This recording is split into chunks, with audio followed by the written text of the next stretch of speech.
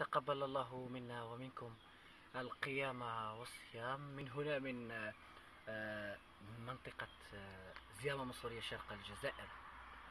أحلى وأطيب وأغلى الأماني من أجل أن يديم لنا الله الصحة والعافية والهناء لكل أبناء الأمة العربية والإسلامية ولكل المؤمنين في دول العالم. رمضان كريم وأحلى رمضان. من هنا من زيامة مصرية بلال الوراري، كان خلف الكاميرا جلال.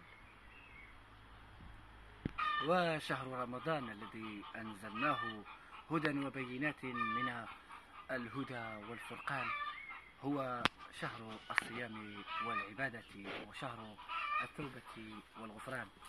طبعا لا يمكن أن تكون لنا رسالة غير هذه الرسالة، رسالة طمأنينة ورسالة صلاح وغفران.